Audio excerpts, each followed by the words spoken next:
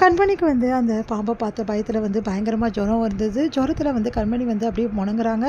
அதை பார்த்துட்டு வந்து அப்படியே அன்பு என்ன பண்ணுறாரு, கண்மணி பக்கத்தில் போகிறாரு, தொட்டு பார்க்குறாரு. பார்த்தா செம்ம ஜுரம் அடிக்குது. என்ன இவ்வளோ ஜுரம் அடிக்குது? ஐயோ, பாம்பை பார்த்து பயந்துட்டா போல் இருக்கே, அதான் இவ்வளோ ஜுரம் வந்துட்டு இருக்குது கண்மணிக்கு அப்படின்னு சொல்லிட்டு என்ன பண்ணுறாரு, உடனே வந்து கண்மணிக்கு வந்து அந்த துணி எடுத்துகிட்டு வந்து போடுறாரு. நெத்தியில் துணி பத்து போடுறாரு. அதை பார்த்துட்டு என்னங்க என்ன ஆச்சு, எதுக்காக இதை போடுறீங்க அப்படின்னு சொல்லிட்டு கண்மணி கேட்குறாங்க. உனக்கு ஜுரம் அடிக்குது பாரு அப்படின்னோடனே, ஜுரமா அப்படின்னு சொல்லிட்டு பார்க்குறாங்க. ஐயோ ஆமாம், காய்ச்சல் எப்படி எனக்கு வந்தது அப்படின்னு சொல்லிட்டு, எதனால் வந்ததுன்னா நைட்டெல்லாம் அந்த பாம்பை பார்த்து பயத்துலேயே இருந்த நீ, அதனால தான் உனக்கு ஜுரம் வந்துட்டுருக்கு. என்ன கண்மணி நீ இவ்வளோ பயப்படுவ அப்படின்னோடனே, நான் தான் வந்து அந்த பாம்பை தூக்கி போட்டேன்னா அப்புறம் என்ன பயம் உனக்கு அப்படின்னோடனே, இல்லைங்க அது வந்து அதே ஞாபகமாக இருந்ததா, அதாங்க ரொம்ப பயந்துட்டேன் அப்படின்றாங்க. ஒன்றும் இல்லை, சரியாக போச்சு பாரு இப்போ அப்படின்னு சொல்லிட்டு கொஞ்சம் கொஞ்சமாக சரியாயிடும், கவலைப்படாதுன்னு சொல்லிட்டு நைட்டெல்லாம் கண்ணு முழிச்சு அவங்களுக்கு வந்து தேவையானதெல்லாம் பார்த்து அவங்களை நல்லபடி பார்த்துக்கிறாரு நம்ம அன்பு. அதனால கண்மணி காலில் கொஞ்சம் நல்லபடி ஆயிடுறாங்க. கண்மணி வந்து வரும்போது வெண்ணிலா வந்து என்னடி ஒரு மாதிரி டல்லாக இருக்க அப்படின்றாங்க. ஒன்றும் இல்லை அப்படின்னு கண்மணி சொல்கிறாங்க. சரி, நேற்று என்ன நடந்தது, ரொம்ப டென்ஷனான போல் இருக்கு அப்படின்னோடனே, ஆமாம் அப்படின்றாங்க.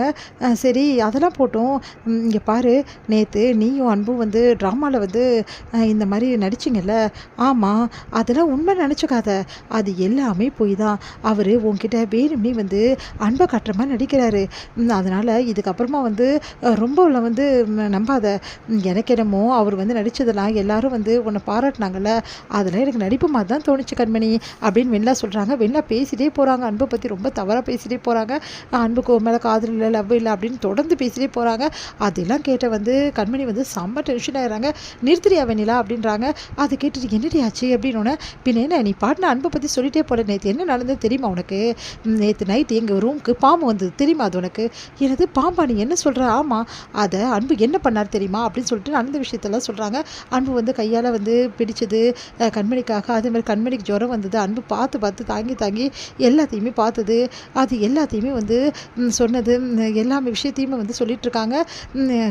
எவ்வளோ வந்து வெளியிலேருந்து என்னை காப்பாற்றினாரு, பாம்புக்கிட்டேருந்து என்னை காப்பாற்றினாரு, என்னை நைட்டெல்லாம் கண்ணு முடிச்சு பார்த்துக்கினாரு, அந்த மனுஷனை பற்றி நீ என்ன வேணாலும் பேசுவியா, என் மேலே அன்பு காதல் இருந்தது இல்லைன்னா அவர் எதுக்காக இதெல்லாம் பண்ணணும் சொல்லு அப்படின்னோடனே, அது வந்து சொல்ல முடியல உன்னால், ஏன்னா சொல்ல முடியாது, ஏன்னா அவர் என் மேலே உண்மையான காதலை அன்பையும் அதிகமாக வச்சுருக்காரு, அதனால தான் என்னை அந்தளவு பார்த்துக்கிறாரு.